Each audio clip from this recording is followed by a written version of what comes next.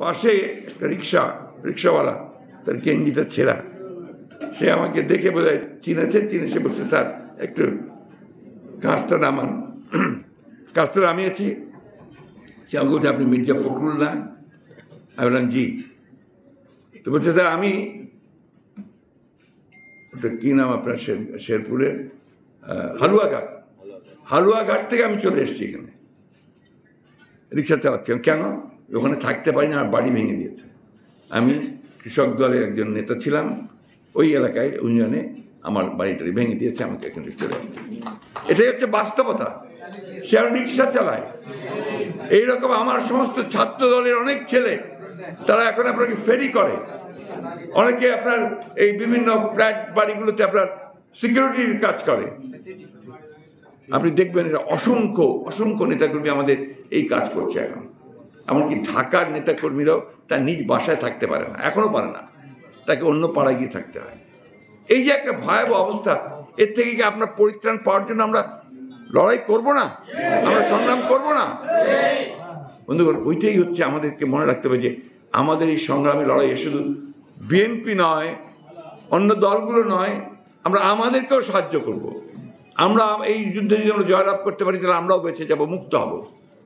সামগ্রিকভাবে বাংলাদেশের মানুষকে মুক্ত করবার জন্য এই সংগ্রামকে আমাদের আরও জোরদার করতে হবে।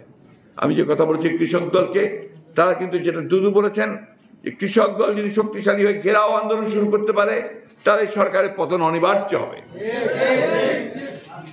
চীনে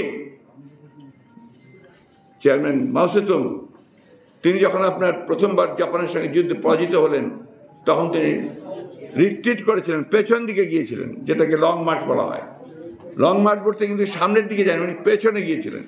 এই পেছনে যাওয়ার সময় তিনি কিন্তু সমস্ত সংগঠন তৈরি করেছেন, কৃষকদের মধ্যে ঢুকেছেন, কৃষকদেরকে জাগিয়ে তুলেছেন, এবং সেই জাগিয়ে তুলে তার বিপ্লবকে তিনি সফল করেছেন। আজকে আমাদেরকে সেইভাবে লক্ষ্য করে আমরা শুধু এখানে বসে আপনার হাততালি দিলাম আর স্লোগান দিলাম, এটাতে হবে না।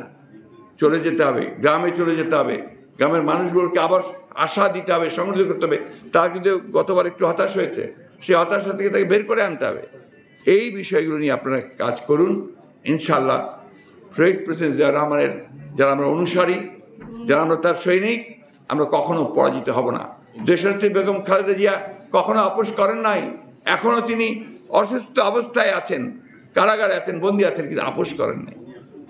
সুতরাং আমরা আমাদের নেতৃত্বের দিকে তাকিয়ে আমরা আসুন, আমরা ঐক্যবদ্ধ হই এবং আমরা আন্দোলনের মধ্য দিয়ে এদেরকে পরাজিত করি। ধন্যবাদ সকলকে। আসসালামু আলাইকুম।